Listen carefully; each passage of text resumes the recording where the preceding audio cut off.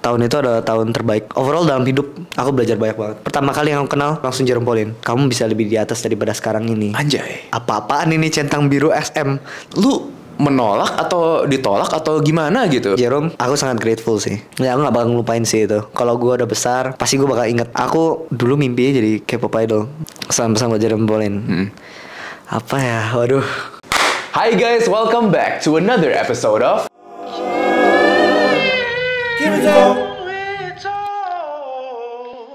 Nah, hari ini gue kedatangan seseorang tamu yang kebetulan juga teman dekat gue, yang emang sering nginep di rumah gue. Tapi kali ini datangnya buat bikin podcast, bukan buat main doang ya. Bertamu. Biasa kita di ruangan sebelah main Switch. Tapi kita hari ini di ruangan sini, profesional kita ngomongnya hari ini. Iya. Jadi kalau buat kalian yang agak bingung kenapa gue undang Lukas kesini, itu ada hubungannya dengan Instagram Reels yang dia posting di sebelah sini, yang cukup mengguncangkan ya beritanya ya. Benar Dan sekali. gue pun juga kepengen bahas beberapa hal-hal lain lah yang si Lukas ingin utarakan gitu. Tapi belum sempet. Sebelum gue basa-basi lebih lanjut, gue kepengen Lukas memperkenalkan dulu dirinya buat orang yang belum kenal gitu loh. Halo semuanya, nama saya Lukas Will. Saya content creator. Apalagi ya? Saya single. Oke, singkat, padat, dan jelas. Gue kepengen buka pembicaraan kita dari ibarat origin story lu dulu nih. Mungkin pada kenal Lukas Will sebagai content creator, ada yang kenal sebagai PA-nya Jerome. Tapi sebelum itu semua dimulai, awalnya kan dari lu sekolah di Jepang tuh. Benar. Bisa diceritakan gak lu pas di Jepang kayak gimana? Oke, selesai SMA di Indonesia, aku kuliah di Jepang karena disuruh sama orang tua. Oke. Soalnya gua itu campuran Jepang. Pengen Iya. di-spill gak tuh nama Jepang aslinya? Ada nama Jepangnya Sato Hiroshi. Sato Hiroshi. Kelanjutannya pada zaman COVID, lagi banyak-banyaknya orang lagi stres dari segala sisi lah. Aku mencari hobi, salah satunya olahraga, calisthenics yang kita lakukan sekarang, sama buat video. Dan Berarti somehow, sorry. Nggak apa-apa. Dulu. Dan somehow bisa blow up gitu, bisa rame, bisa Oke, viral. sebelum kita bahas video, gue pengen bahas soal calisthenics dulu ya. Berarti pernah six pack dong? Pernah. Wih, ada fotonya? Ada di highlightku. Ntar gue taruh di sini ya. Oh. Ntar editor gue yang pusing gue begini terus.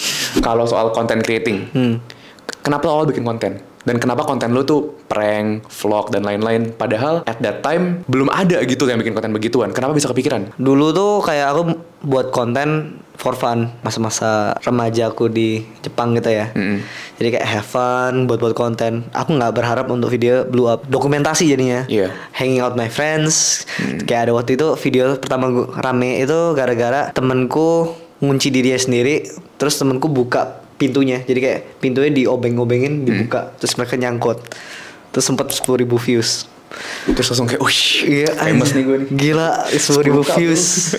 Seru banget kayak gitu. Akhirnya berusaha buat lagi. Dulu tuh nggak ada tiktoker lain yang aku tahu yang ada di Indonesia di Jepang. Iya. Macam. Yang aku tahu tuh cuma ada satu YouTuber namanya Jerome Pauline ya kan. Oke. Jadi aku mikir gimana aku bisa berbeda dengan Jerome Pauline, karena Jerome Pauline udah melingkupi semuanya. Dia lifestyle gitu. Jadi dia melingkupi semuanya. Ya udah aku mikir, aku buatnya kayak komedi prank-prankan aja deh, kayak gitu. Berarti lu di Jepang itu awal tahu Jerome gara-gara konten juga. Terus kok bisa kenalan? Itu panjang banget sih. Panjang ceritanya. banget. Udah pernah di spill belum ceritanya? Pernah. Udah pernah? Pernah. Dulu udah 1M. Gimana Nah, di aku mana? ketemu Channel Jerome siapa? Pauline di channelku. Gak ada, bohong ah. Udah aku delete. Oh. Bukan aku delete, kayak aku archive soalnya ada beberapa kata-kata yang agak sensitif ya. Ya buat kebaikan semua orang. Iya. Aku hilangin. Oke, sensitif buat siapa? Adalah. Intinya ceritanya aku pernah nge-DM Bang Jihan, kakaknya lewat kayak WA-nya itu loh, yang WA bisnisnya ya? WA bisnis. Kayak, "Bang, aku nih buat konten-konten di Jepang gini. Terus dia kayak bilang, "Oh iya ya bagus." Terus kayak aku saranin kamu kayak buat ginian. Oke. Berkembang lah pokoknya gitu. Jadi, aku dilihat sama Bang Jihan nih. Akhirnya aku coba berkembang. Lalu kita ketemu lagi di Clubhouse. Clubhouse, ingat ya Clubhouse? Zaman Clubhouse. Iya. Tahu nggak sih dulu? Ini mungkin gue lupa inget ya. Tapi mungkin buat yang follow Clubhouse gue tuh bisa mengingatkan juga. Kayaknya Jerome pernah masuk room gue deh. Nggak beneran. Kayak pernah iya. deh. Pernah ya? Gue aja gak pernah seru sama Jerome waktu itu zaman Oh, iya? Clubhouse ya. Gue cuma seru sama Jihan. Oke. Terus Jihan lupa aku siapa. Oke. Terus waktu dia lihat perkembanganku, dia kaget. Ini yang dulu ya gitu. Iya, nggak aku ngomong. Ingat gak sih bang, aku dulu pernah nge-DM Bang Ian. Oh. Si kaget tuh, iya.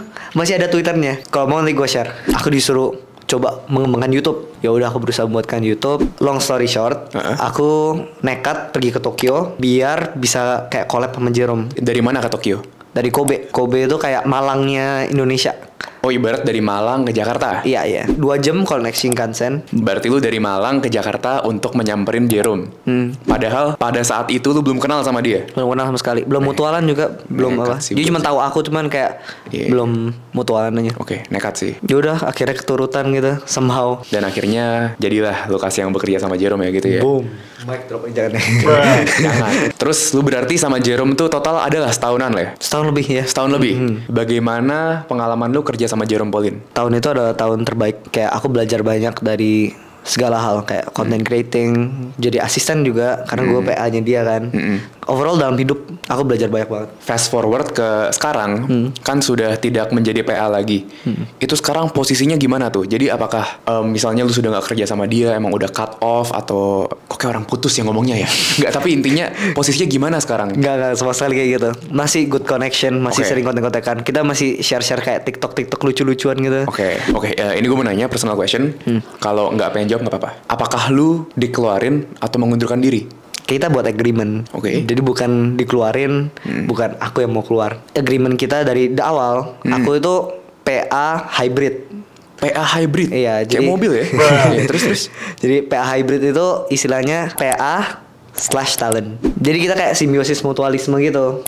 Aku jadi PA-nya dia, dia menjadi mentorku. Soalnya waktu itu aku nggak ada mentor sama sekali dan juga nggak ada teman-teman content creating. Pertama kali yang aku kenal langsung Jerome Pauline. Langsung Jerome Pauline ya? Nggak nanggung-nanggung ya? Nggak nanggung-nanggung. Apakah berarti lu sekarang sudah nggak jadi PA dan masih jadi talent? Iya benar. Oh itu mana begitu? Bang Jerome, Bang Jian melihat perkembangan pesatku. Akhirnya dia memutuskan untuk kamu jadi full talent aja karena kita bisa melihat kamu bisa lebih di atas daripada sekarang ini. Anjay. Nah biasa kalau soal pekerjaan di corporate ya, pada saat seseorang keluar dari sebuah pekerjaan, itu tuh biasanya tuh pasti ada backup plan. Lu keluar dari perusahaan A, itu berarti karena lu sudah punya offer dari perusahaan B.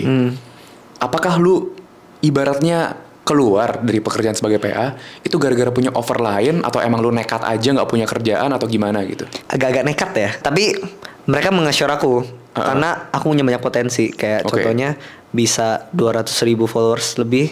Itu kan kalau misalnya aku PA doang belum tentu kan. Iya. Bisa dapat segitu banyaknya. Dan juga TikTok bisa 1M. Sama mereka ngeliat potensi juga tuh pas saat dia ngelihat aku di kontak sama SM. Bentar, SM?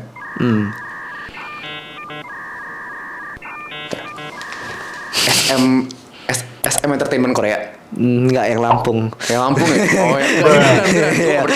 Beneran SM Korea? SM Korea. Karena gue tuh ngeliat di komen-komen lu tuh ada banyak kan. Orang kayak, ya semoga Lukas bisa ke SM. Banyak gitu yang bilang SM. Mau di TikTok, mau di dimanapun lah. Gue kira tuh bercandaan, ini beneran ya? Di DM sih aslinya. Tahun lalu gitu. Januari 10. Aku masih inget banget. Sabar ini gue masih ada lost nih. Jadi SM kontak lu by DM. Untuk apa? Bukan buat fallback bro, bukan begitu kan? Oh itu lebih seru lagi sih. Itu keren sih. Itu lu screenshot taruh di TikTok itu naik loh. Oke, bercanda. Tapi SM kontak lu itu untuk apa gitu? SM kontak buat ikut private casting. Private casting? Kayak audisinya gitu ya? Semacam private audition. Oh damn. Iya. Dan Jerome sama Jahian tahu? Oh waktu itu aku lagi main game. Lucu ya, lagi main game di kontak. Apa-apaan ini centang biru SM. Terus kayak aduh, lagi main kan serius banget. Ku swipe up, ku hindarin dulu notifnya. Ku main dulu. Abis main kalah, baru ku bales. Lu kan sekarang masih di Jakarta dan lu sekarang tidak di SM nih. Benar. Dan orang juga maksudnya orang jarang yang gue aja baru tahu gitu kan. Lu menolak atau ditolak atau gimana gitu? Karena waktu itu aku juga punya tanggung jawab SPA. Dan juga waktu itu memang itu kayak satu goal yang bakal aku pengen coba. Tapi kayak waktu itu mikirnya kayak 4 tahun lagi setelah udah jadi PA, setelah udah jadi itu kayak pengen coba ke dunia kayak gitu. Waduh. Tapi tiba-tiba langsung di kontak langsung cepet banget rasanya. Ini gue agak main blown dikit sih jujur ya, karena kayak setahu gue di Indonesia tuh yang di kontak SM tuh siapa ya? Ada Triarona satu cewek, TikToker. Terus Prince juga di kontak kakak teman kita tuh. Hai. Nah, jujur di otak gue tuh siapa lagi ya? Aku jujur nggak. Dan lu nggak pernah mencoba mengkoar-koarkan ini gitu. Kenapa? Ya ngapain juga aslinya gitu. Nggak boleh disebar-sebar juga kan aslinya. Oke. Gini, jadi SM itu kan terkenal gara-gara mereka tuh memproduce banyak girl band dan boy band yang internasional skalanya yang gede-gede ya. NCT, aespa, SNSD, aespa, Super Junior mungkin buat kalian yang dari zaman dulu udah ikutin ya. Lu kan bukan tipe orang yang meng-showcase talent musical lu atau bukan ngedance banget gitu kan? Iya. Nah, ini gue mau nanya nih. Gue ngerti maksudnya. Kenapa mereka bisa lu diundang? Nyari lu? Ini bukannya gue ofensif ya, tapi itu kan khusus mencari penyanyi / dancer yang mau jadi idol. Lu tuh tidak terlalu menunjukkan lu punya musical prowess di lu punya social media. Zaman dulu enggak. Jadi aku nanya ke orangnya langsung. Kamu nanya? Aku nanya beneran. Kamu nanya? Maaf kak, karena aku nggak pernah showcase apapun talentku ini, dancing or singing. Aslinya aku tuh dipilih karena apa? Tahu-tahu salah DM bro, sorry. Enggak ya, enggak kan? Enggak kan udah call. Oke. Terus mereka ngomong karena visual. Padahal waktu itu gue lagi buluk banget, jelek. Sampai sekarang sih gue masih jelek sih. Nggak boleh gitu lah bro. Tapi ya bersyukur lah bisa dikontak sama SM terus kayak karena visual. Berarti a little bit of confidence boost. Jadi gue nggak jelek. Itu bukan little bit bro, itu massive bro. Itu massive confidence boost tuh berapa orang di dunia di kontak SM. By the way ini agak random ya, cuman kayak coba kalian kalau kalian nonton dan kalian tahu siapa lagi yang pernah di kontak SM, tolong komen di bawah. Kalau gue kenal atau gue punya mutual ke sana, gue langsung kontakin, gue pengen ajak ke sini juga. Oke, ntar kita ngomongin. Rame-rame gitu. Buset. Ntar gue tarik sofa gue yang gede di sini ya, kita ngomongin rame-rame ya. Ini interesting banget loh. Menarik. Gue tuh rencananya hari ini ngebahas lu punya journey sama lu punya experience sama Jerome ya. Tapi kok tiba-tiba jadi ke arah sini ya, agak banting setir loh. Tapi ya back to the topic ya, Jerome. Back to the topic, Jerome. Aku sangat grateful sih. Jerome menarik aku. Karena pada waktu itu aku bisa naik banget gara-gara dia. Show me to the world gitu lah istilahnya. Kayak istilahnya kayak SM juga gitu bisa dibilang. Jerome mendebutkan aku. Ya aku gak bakal ngelupain sih itu. Kalau gue udah besar pasti gue bakal inget teman-teman gue. Lu termasuk. Siapa lagi? Jerome pasti. Jehan kakaknya yang bantu aku. Ibaratnya lu sudah punya resume pernah menolak SM ibaratnya gitu. Gak nolak ya. Tapi istilahnya tuh kayak apa ya? Bukan nolak loh ya. Kayak ngeghosting. Kak aku pikir-pikir dulu ya, terus kayak gak dibalas lagi. Bukan gak pikir-pikir dulu. Jadi kayak waktu call itu mereka ngasih tahu syarat-syaratnya. Iya. Kayak apa aja syarat-syaratnya emang ya? Itu confidential ya? Confidential banget. Sorry, jadi kayak intinya dia ngasih tahu untuk casting ini kamu harus gini. Dan menurut lo ini kurang cocok nih sama gue nih gitu? Bukan, aku nggak siap. Aku waktu itu udah nggak les vokal lagi dan aku nggak bisa dance. Jadi kayak malu banget. Takutnya malu-maluin. Tapi gimana ya bro ya? Kalau diberikan kesempatan, siap nggak siap, gue jadi lu sih gue gas-gas aja sih. Mungkin kalau sekarang aku udah siap. Kalau diundang lagi ya, mungkin aku udah siap SM. Mungkin ya, soalnya aku udah mulai latihan nyanyi, terus kayak mulai kayak ngeluarin musik juga. Iya lu kan baru ngecover itu tuh. Shinonoga Iwa itu yang di sini. Yang kalau gue nyalain lu pasti bete kan? Bete banget, malu banget soalnya. Oke, tapi lu punya penyesalan gak sih menolak? Bukan menolak bahasanya. Lu punya penyesalan gak nge-pass up on opportunity bekerja sama dengan SM Entertainment nih, seorang Lucas Will nih? Menurutku sih kesempatan tuh bisa keluar lagi aslinya. Kalau misalnya Tuhan ngasih jalannya. Jadi as long as aku menetap dengan apa yang aku lakukan, contohnya pada saat itu aku menjadi PA, nggak mungkin aku cabut langsung jadi PA. Aku nggak mau jadi PA, aku mau langsung living my dream jadi idol. Itu namanya nggak bertanggung jawab. Jadi ya udah aku pass up karena aku merasa aku punya tanggung jawab yang harus aku lakukan dan itu belum selesai. Dan kalau misalnya Tuhan memberikan aku jalan untuk menjadi idol lagi, pasti dia bakal ngasih lagi di saat waktu yang pas. Kalau misalnya lu bisa punya kesempatan untuk menjadi idol gitu, kan ada banyak macam idol kan, ada yang Chinese, ada yang Jepang, ada yang Korea gitu. Lu pengen kayak gimana emang ya? Jujur, aku dulu mimpinya jadi K-pop idol. Dulu. Lu Cindo Jepang kan darahnya kan. Cindo Jepang jadi K-pop idol. Padahal Jepang lu udah bagus tuh, kenapa nggak jadi Japanese J-pop gitu? Enggak, udah setengah masuk soalnya. Beda soalnya. Kayak vibe-nya beda. Bukan vibe beda sih, kayak apa ya? Karena dulu aku diintroduce ke dunia K-pop ya. Tapi lucunya pada saat itu gue nggak tahu kalau gue tuh Jepang. Gimana ceritanya? Emang orang tua lu nggak pernah kasih tahu lu? Nggak pernah. Nggak pernah? Kayak nggak pernah. Lah, jadi lucunya tuh momennya gue tahu gue tuh Jepang. Iya. Itu di saat aku masuk ke mobil papaku, mobil kerjanya papaku, kayak, wih, kok Jepang semua tulisannya. Terus papaku langsung ngomong, Will, kamu nggak tahu kamu Jepang? Itu umur berapa? Semakan 1. Jadi kayak waktu orientasi selesai, papaku mau pick me up gitu loh. Terus kayak, kamu nggak tahu kamu berdarah Jepang? Ya nggak tahu, lu nggak pernah bilang gitu kan? Gue gitu, apa? Nani deh. Berarti lu turun mobil lu kayak langsung gua Jepang. Kayak gitu dong. Berarti lu masuk mobil dan keluar mobil tuh ibarat kayak menjadi orang baru. Beda ya. Kayak lahir baru gitu. Iya. Soalnya dari dulu aku dibilang kayak orang aneh gitu. Soalnya keputihan banget. Keputihan itu nggak enak sih. Aku putih, kulitnya tipis. Jadi kayak kalau jerawatan nggak aku apa-apain tetap merah. Lu kalau bisa menulis surat untuk diri lu di masa depan, yang sudah let's say lah udah nyampe gitu mimpinya gitu loh. Yang lu sebutin tadi idol nyampe semuanya gitu, lu bakal pengen bilang apa sama diri lu sendiri? Yang paling penting sih udah nyenengin orang tuamu belum? Pasti satu. Terus kayak gimana masih deket kan sama teman-temanmu yang bantu kamu. Terus kayak jangan lupa untuk stay humble. Selalu dekat sama teman-temanmu. Terus jangan lupa berdoa. Ada kesan pesan buat Jerome Pauline gak? Kesan pesan buat Jerome Pauline. Apa ya? Waduh, bisa sedih nih. Terikutan nangis gue. Padahal kenal aja kagak. Kenal ya. Thank you udah bantuin aku. Dalam semua hidup ini aku nggak pernah merasakan kayak kebahagiaan lebih banyak sebelum ketemu kamu. Kamu berikan aku hidup dan aku nggak bakal ngelupakan itu. Semoga in the future aku bisa bantu kamu lebih banyak lagi. Biar gantian aku membayar apa namanya istilahnya? Utang budiku ke kamu.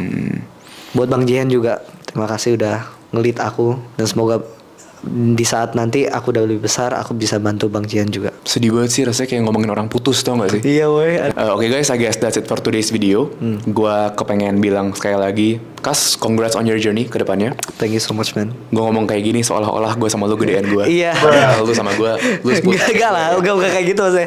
Kayak seolah kita bukan temenan, terus habis ini kita gak main lagi gitu loh. Habis matiin kameranya tak temenan lagi gitu. Iya makanya. Bakal cabut ke negara mana gitu. Sedih banget rasanya perpisahan. Ikutan ke bawah vibe-nya gue. Oke guys, dan ngomong-ngomong lagi soal SM tadi ya.